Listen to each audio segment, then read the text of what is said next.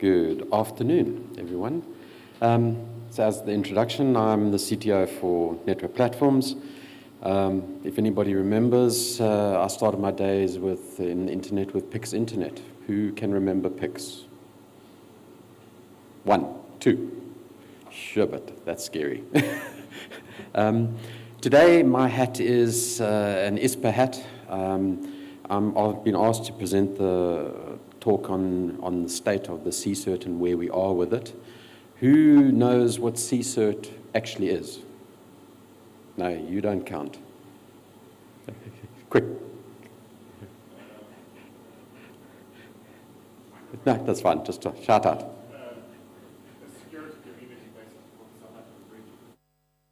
Correct. So, official definition is a computer security incident response team.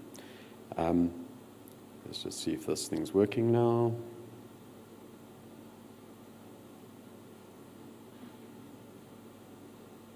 Is there a trick to this?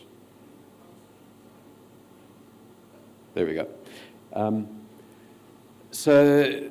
The CCERT.net.za is a project of the ISPA Security Working Group. The Security Working Group meets monthly, currently oversees the development of the CCERT.net.za project. The participation in the Security Working Group is open to anyone working as an ISPA member or an ISPA fellowship member. The DCDT, so the Department of Communications and Digital Technologies, recognized, we got recognition from them as of May 2023. It allows us to actually collate the data for ASNs in South Africa. So we can collect ZA ASN vulnerability data. Consequence or advantage of this, of the MOU that we received from the DCDT, is that the CCERT.net.za is able to collect vulnerability reports for ZA for over 600 plus ASNs in our area. Currently, we're only processing data provided from Shadow Server, but the goal is to add more providers onto the network, onto the system as well in the future. We're publishing aggregated data in the ZA reports. We're offering daily consolidated ASN reports on CCERT.net.za, currently open to beta testers. You're welcome to request that you'd like access to the system as a beta tester. You can pop an email through to ISPA and a subject line beta tester for CCERT. Officially, the daily consolidated ASN reports for the beta testers, we proactively notifying networks, and this is the goal that we want to do, is notify networks of vulnerabilities on their IP address space, on their ASN effectively. To access the reports, you log on to CCERT.net.za. You would get a consolidated report for your ASNs. You can pull one zipped file, which is that consolidated CSV report. You can also pull, there's an API for the developers out there via HTTP post requests. The detailed reports for each type, we're getting graphs of total recorded vulnerabilities, and I will show you a sample now, of all ZA ASNs. We're getting some basic information about the type of the vulnerability. We're advising on how to address the vulnerability. So part of, if we see a vulnerability on the network, we try and give you more information on what the attack vector is. And how the consolidated reports list that type of the vulnerability. The sample report, that's the CSV file, so it's basically date, time. It shows your IP addresses that are under attack, protocol that's under attack, ports, the type of the attack, and the log entry, so more detail on it. The report's being processed and analyze this list of all the ones. The ones in dark blue we'll talk about a little bit more about, but there's accessible FTPs that are on your network, compromised websites, there's DNS open resolvers, honeypot amplification, DDoS events, open CWMP. This is quite a serious one and why it's in blue. Who knows what CWMP is? One person. Okay. CWMP is part of your TR69 process. It's actually a management protocol for your CPEs. So if you deploy it from an ACS via TR69, you've got vulnerable CPEs out there. Frightening statistic on one of the next slides. Open HTTP proxies on your network, open SNMP on your network, sinkhole DNS, vulnerable DDoS middle boxes.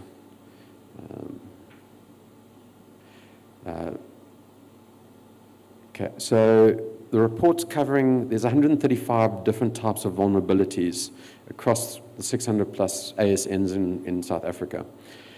Unique IP addresses are counted for each, so we don't multiple count unique IP addresses.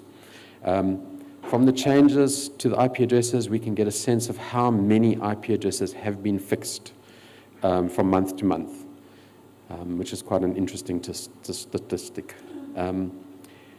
Example, on the next slide, we'll see vulnerabilities and views for the 2025 February. As I said, OpenCWMP is the highest vulnerability. 500,000 plus devices in South Africa have OpenCWMP. That is your customers' CPEs that are vulnerable to attack. So it's something that needs to be addressed, and it's one of the reasons why we've drilled into that data. You've got so on the statistics, when you log in, you would see your statistics for your ASN. We've broken down. You'll be able to pull the CSV, which has the IP addresses, and you can address those. And over time, you'll see as you address that vector will reduce. It's broken down line per vulnerability, so it's quite easy to use. And over time, you'll see on the top, you can choose a date range effectively, or a month, and you can drill into that. Some more details about OpenCWMP. So as I said, TR69 is part of the process. Something seriously to address, guys. 570,000 devices in South Africa are potentially attack vectors. And then once somebody gets those devices, they can be turned into botnets or DDoS amplification. You know, it's scary. It needs to be addressed. This is a sample of the detail that we provide you, that you can drill into, so you can see what the attack vector is and some more information about it. So 12-month view, taking that CWMP, we can see as it's been addressed, as more have been discovered, as it's been addressed, you can get attack vectors and you can see how they change. If you're applying nice controls in your network and ACLs on your CPEs, we should be seeing that reducing, not increasing. Sinkhole DNS, another sample. It's a attack vector. Needs to be addressed. It's a high number. We should try and address that as a industry and a community.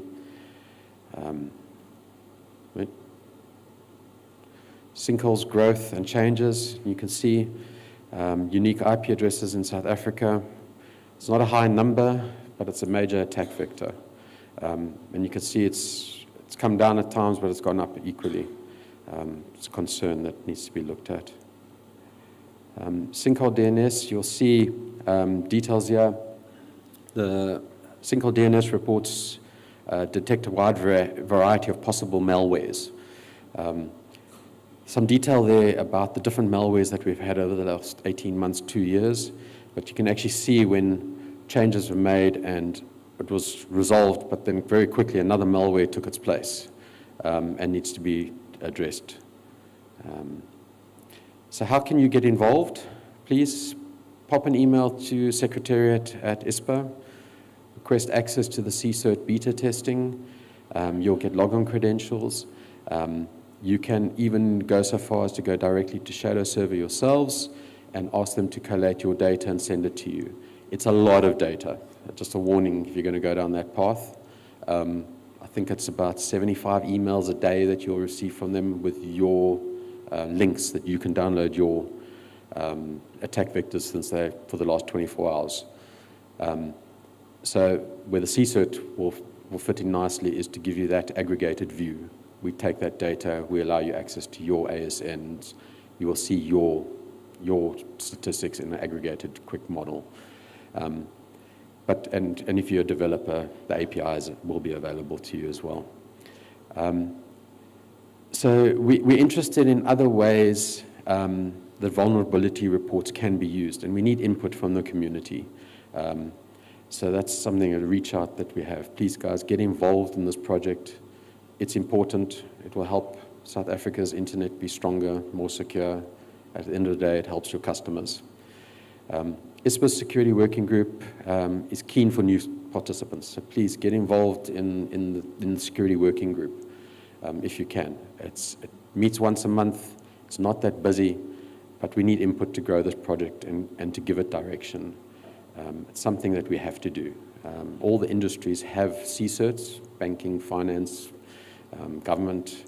We have to have a CSIRT in our industry, and we have to be able to present this and control those vulnerabilities. That's it from me. Quick, short, sweet. Is there any questions for me?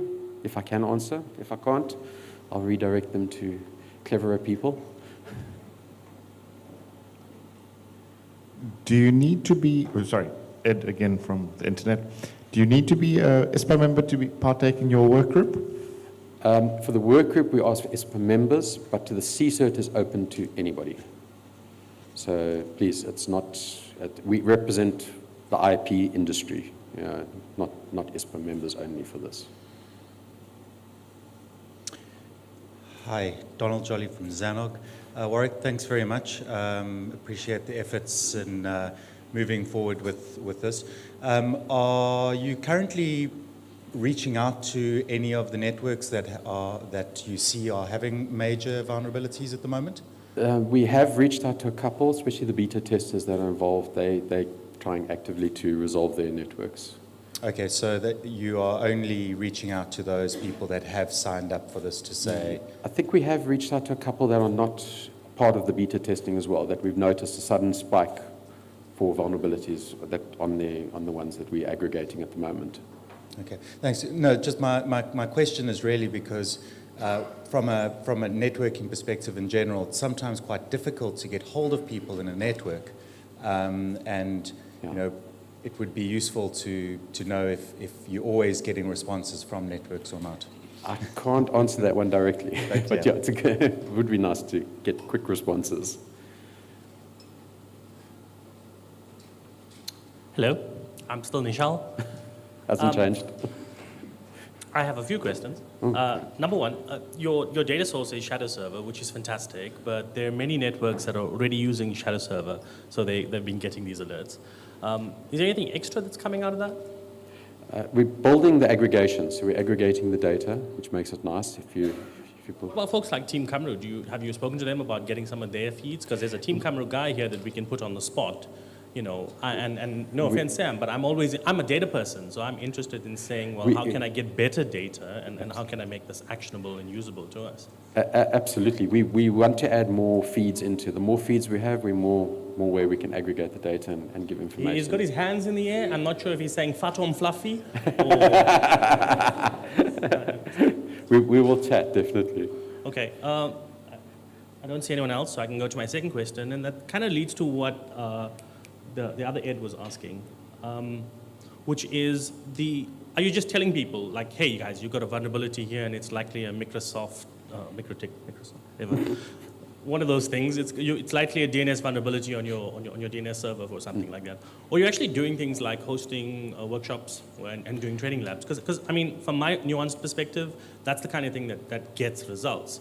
When you get people who go, we actually don't know what we're doing, or we don't know what you're talking about, and then getting them in a room in, I don't know, Polokwane and saying, hey guys, this is what you're doing and how you fix it, etc. And then the follow-up to the follow-up is, I mean, are you making recommendations for things like tools? Because, you know, the different hat, I have a Quad 9 hat, and I think Quad 9 is fantastic, and you should all be using Quad 9 because it is so fantastic and it's free.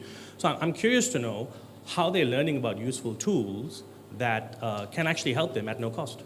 Yes, that's my question. So I know on the security working, one of the aspects that they're looking at is how to expand the program, how to give workshops, that sort of thing. But we're early days in this. We've only been appointed officially a couple of years ago. It took a long time to get that recognition. And one of the discussions beside this is future funding of the project. How do we handle that? How do we train people? How do we grow the industry and get people partake, even if they're not in ISPA? How do we get input?